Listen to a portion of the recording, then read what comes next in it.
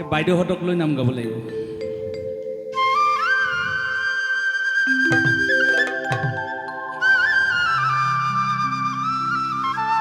আইতা গৈছিলে ক'ত গ'ল? আহক আইতা, আপোনালোকৰ নাম। এইখন বৃন্দাবন, আজি বছাপথাৰ সমস্ত গাঁওখন ব্ৰজধামলৈ ৰূপান্তৰ হৈছে। আপোনাসকল হ'ল বৃন্দাবন ক্ষেত্ৰত থকা গোপিনীসকল, আৰু বাপ সমস্ত হ'ল বৃন্দাবন ক্ষেত্ৰত থকা নন্দ সদৃশ বাপ সমস্ত গোৱালৰ সন্তানসকল, যিক প্ৰতি মুহূৰ্ততে কৃষ্ণ সংগ দিছে। আপোনালোকে জানে সহস্ৰ বছৰ আগত, আজি কেইদিনমানৰ আগত ৰাস মহোৎসৱ শেষ হৈ গৈছে। সাম্প্ৰতিক কালত বিভিন্ন স্থানত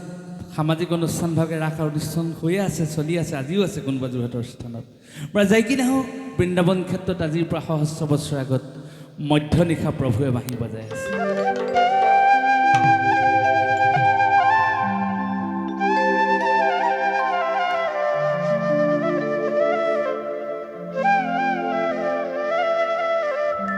ইমান মধুৰ বংশীত ধ্বনি গোপিনীসকলে শুনিলে, আৰু গোপিনীসকলে যেতিয়া বংশীত ধ্বনি শুনিলে আত্মহাৰা হ'ল প্ৰভুৰ অমৃতময় বংশীত ধ্বনি। কি হ'ব এতিয়া? কলৈ যাম? প্ৰভুক কলৈ গ'লে লগ পাম? বৃন্দাবন ক্ষেত্ৰলৈ কি হয়? হৰ, আপোনালোকৰ নাম একেবাৰে উজু নাম, সকলোৱে গাব। হৰ তকালৰ ৰাতি কৃষ্ণ বাহি বা কৃষ্ণ বাহি বা। এতিয়া আপোনালোকে যে শুনি আছিলে, আপোনালোকৰ কি হ'ল অৱস্থা জানেনে? গকুলৰ গোপিনী শুনি লৰি লৰি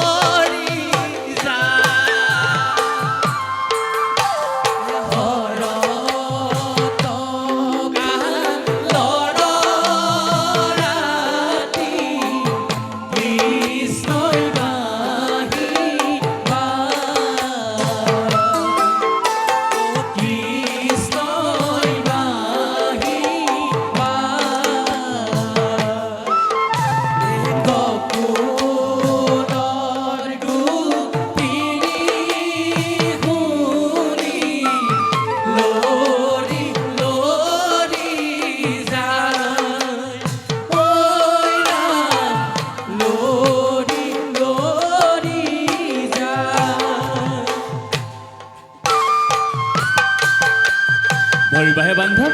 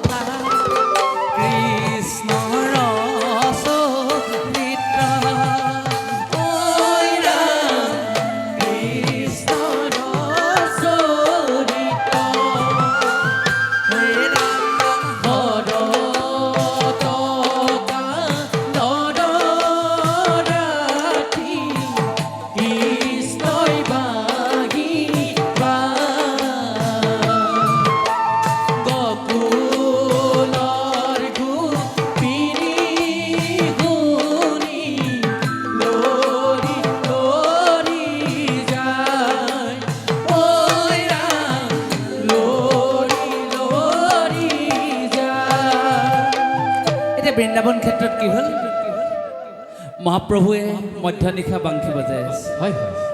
বৃন্দাবনত গোপিনীসকলে শুনিলে বৰ্জধামত যে কিমান মধুৰ বংশী ধ্বনি কোনে বজাইছে কৃষ্ণ নিশ্চয় প্ৰভুৱে বজাইছে এতিয়া গোপিনীসকল লাহে লাহে কি হ'ল আপোনালোকে জানে নিজৰ ঘৰ এৰি নিজৰ সংসাৰ ত্যাগ কৰি প্ৰভুৰ চৰণত আহি গোপিনীসকল উপস্থিত হ'ল এতিয়া ডাঙৰ কথাটো হ'ল গোপিনীসকলটো একেটা স্তৰৰে নহয় এতিয়া আমাৰ ইয়াত যিসকল আই মাতৃ বহি আছে সকলোতো একে বয়সৰ নহয় এয়া মাকো বহি আছে বোৱাৰীয়েকো বহি আছে নাতি সম্পৰ্কীয়সকলো বহি থকা নাই জানো গতিকে এতিয়া ডাঙৰ কথাটো হ'ল গাভৰু গোপিনীসকলৰ কোনো ধৰণৰ অসুবিধা নাই কৃষ্ণৰ বংশীধ্বনি শুনি যিমানে পাৰে সোনকালে গৈ মহাপ্ৰভুৰ অমৃতময় চৰণত নিজকে নিবেদন কৰিলে মানে তেওঁলোকৰ কোনো ধৰণৰ শাৰীৰিক অসুস্থতা নাই সেইকাৰণে তেওঁলোকে কৃষ্ণৰ ওচৰ গৈ পালেগৈ যে বৃন্দাবন বংশীধ্বনি নিৰীক্ষণ কৰি কৃষ্ণৰ ওচৰ পালেগৈ এতিয়া মোৰ মা এতিয়া ভাল ধৰণে খোজকাঢ়িব নোৱাৰে তলত বহিব নোৱাৰে এই বৰমাৰ নিচিনাকৈ এইসকল গোপিনীওতো বৃন্দাবনলৈ আহিবলৈ মন গৈছে নাই যোৱা জানো এনেকুৱা গোপিনীসকলৰ অৱস্থা কি হ'ল এইগৰাকী ওলাই আহিলে সেইগৰাকী ওলাই আহিলে বৌয়েকতো গ'লেই ইগৰাকীয়ে সেইগৰাকীক কৈছে বোলে সেয়া শুনিছেনে বোলে শুনিছোঁ কি হৈছে বোলে কি হৈছে নাজানো ক'ত বাঢ়ি বজাইছে আমিও যাওঁচোন এতিয়া এইগৰাকী গোপিনী যেনিবা এইগৰাকীক কৈছে কি বুলি কৈছে আয় বায় বায় হেৰা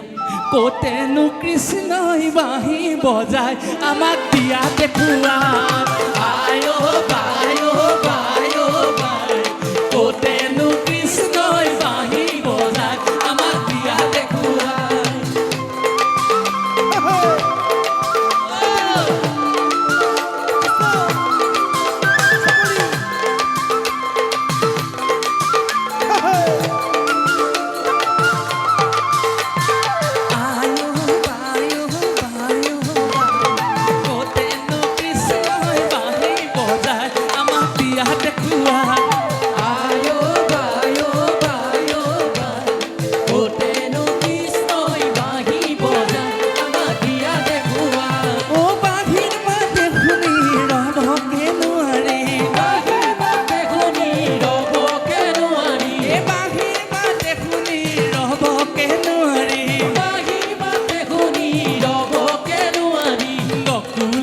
চলে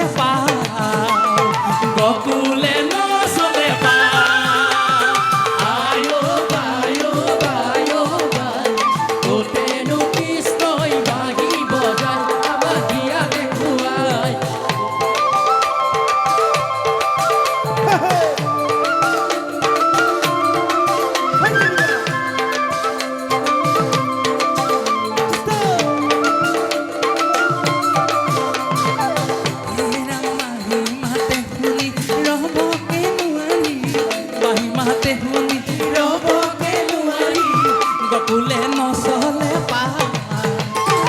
গকুলে নচলে আয়ো বায়ো বায়ো বায়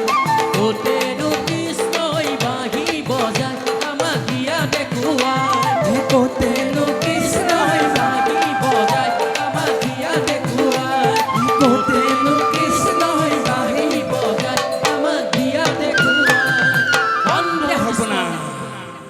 কৃষ্ণই দেখিলে যেন সৰ্বনাশ হ'ল ঘৰ বাৰী ত্যাগ কৰি দেখোন গোপিনীসকল মোৰ ওচৰলৈ গুচি আহিলে তেতিয়া প্ৰভুৱে গোপিনীসকলক কৈছে গোপিনীসকল এই কথা নহ'লে তোমালোকে বৰ ভাল কাম কৰা নাই নহয় সমস্ত ঘৰখননো মধ্যনিশা ত্যাগ কৰিনো মোৰ ওচৰলৈ আহিব লাগেনে হয়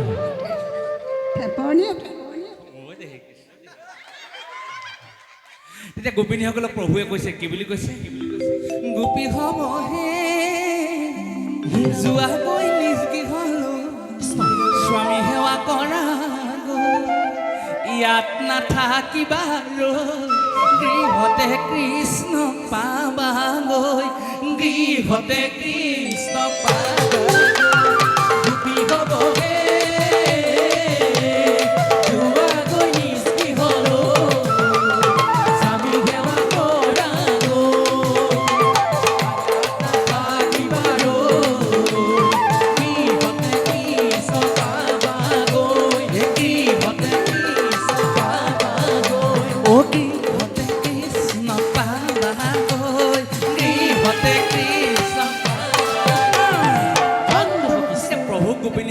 প্ৰভু তুমি আমাক যদি ঘৰলৈও যাবলৈ কোৱা আমি নাযাওঁ কাৰণ তোমাৰ চৰণেই আমি ক'তো যাব নোৱাৰোঁ এতিয়া গোপিনীসকলে কৃষ্ণক কৈছে নাযাওঁ আমি গৃহলৈ পতিপুত্ৰৰ কাষলৈ নাযাওঁ আমি গৃহলৈ পতিপুত্ৰৰ কাষলৈ তোমাতে অৰ্পিলো প্ৰাণ তোমাৰ চৰণতে কৰিছো প্ৰণাম তোমাৰ চৰণতে কৰিছো প্ৰণাম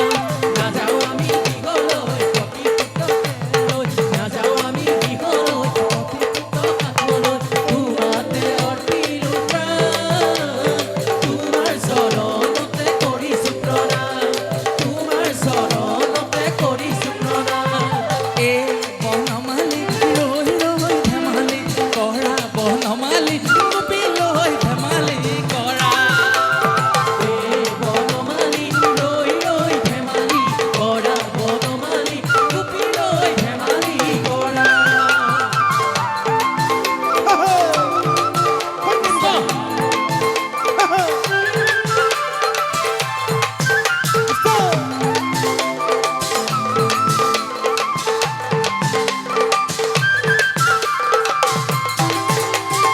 আকৌ বনমালী গোপী লৈ ধেমালি কৰা বনমালী গোপী লৈ ধেমালি কৰা এই বনমালী ৰৈ ৰৈ ধেমালি কৰা বনমালী গোপী লৈ ধেমালি কৰা চাপৰি বজাই গোপী চাপৰি বজাই অ চাপৰি বজাই চাপৰি ৰচেৱে চেৱে নাচে গধুলাই চাপৰি বজাই গোপী চাপৰি বজাই চাপৰি বজাই চাপৰি ৰচেৱে চেৱে নাচে গধুলাই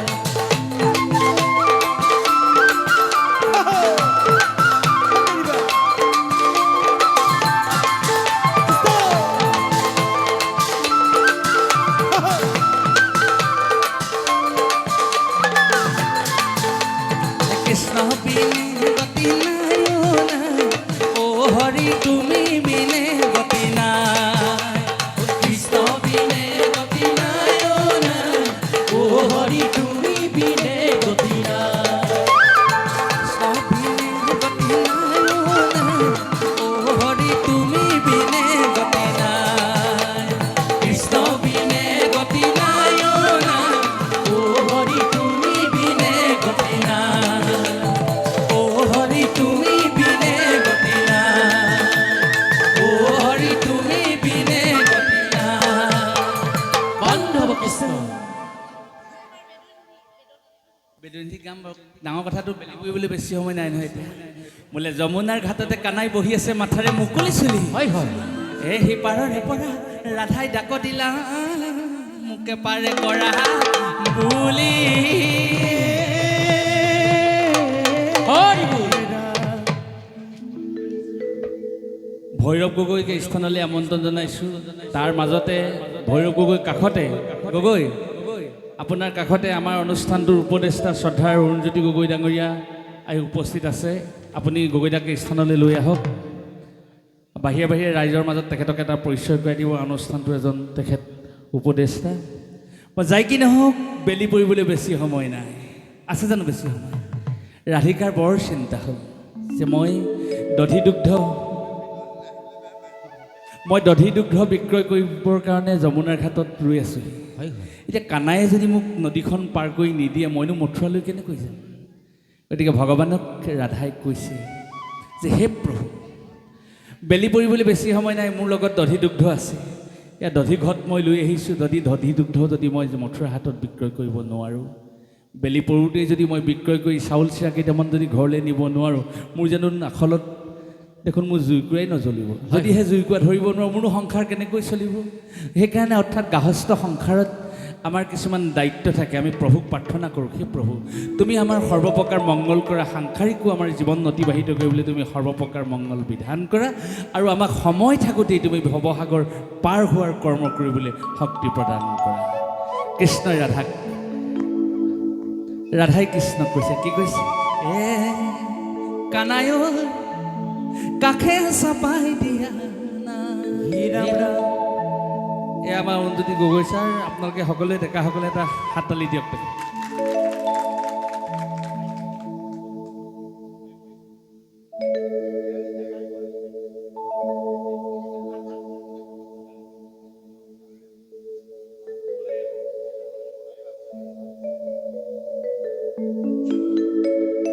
এ কানায়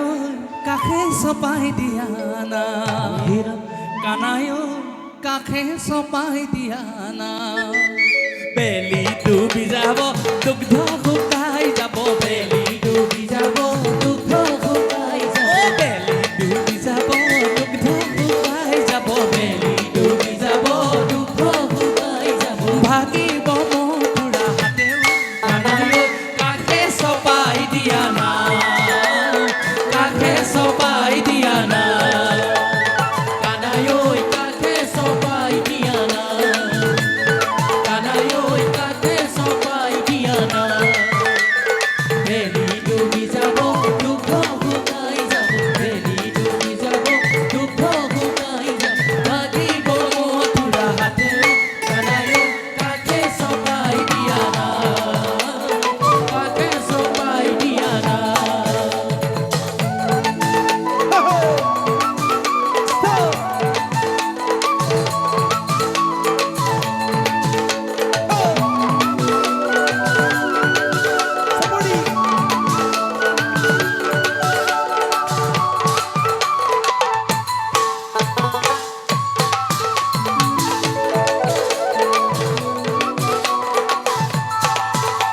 এই রাধিকা সুন্দরী কৃষ্ণ কৃষ্ণ করি রাধিকা সুন্দরী কৃষ্ণ কৃষ্ণ করি কৃষ্ণ কদাকিবে লৈলা ভকত বৎসল প্রভু নারায়ণ ভকত বৎসল প্রভু নারায়ণ কাষে নাও চপাই দিলা কানায় কাষে চপাই দিয়া না কাষে চপাই দিয়া না কানায় কাষে চপাই দিয়া না কানায় কাষে চপাই দিয়া না বেলি ডুবি যাব দুগ্ধ শুকাই যাব বেলি ডুবি যাব দুগ্ধ শুকাই যাব ভাগিব মথুৰা হাতেও কানায় কাষে চপাই দিয়া না কাষে চপাই দিয়া না কাষে চপাই দিয়া না ৰাধাৰ আহ্বান মঞ্জুৰ কৰি ভগৱানে নাও চপাই দিলে ঈশ্বৰে ৰাধাক কৈছে এই ৰাধা সুন্দৰী কাষে চপাই দিলে নাও ৰাধা সুন্দৰী আহা মথুৰালৈ আহা মথুৰালৈ যা এই ৰাধা সুন্দৰী কাষে চপাই দিলে নাও ৰাধা সুন্দৰী আহা মথুৰালৈ যা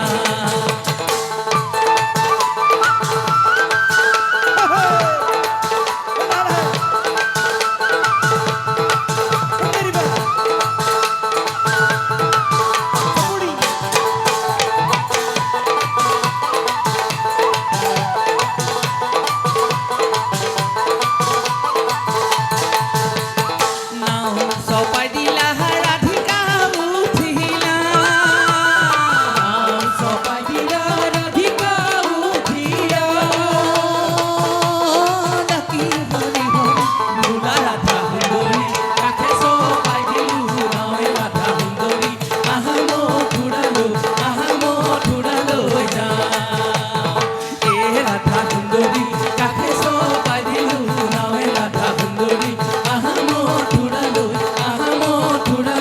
যা ঐ আহা মথুৰালৈ যা আহা মথুৰালৈ যা কৃষ্ণই ৰাধাৰ মনোবাঞ্ছা পূৰ্ণ কৰিলে আজি মেলেং এই পবিত্ৰ বচাপথাৰ বৰনামঘৰ তথা গাঁওখন বচাপথাৰ হৈ থকা নাই বৃন্দাবন ক্ষেত্ৰলৈ ৰূপান্তৰ ঘটিলে আৰু যে এখন গকুল হ'ব আৰু ইয়াত গধূলি কি হ'ব লাহে লাহে আৰম্ভ কৰিছে কলি পেলাবলৈ বকুল ফুলিবলৈ এই নাম লৈ আহিব আমাৰ শিল্পী নিপন গগৈ।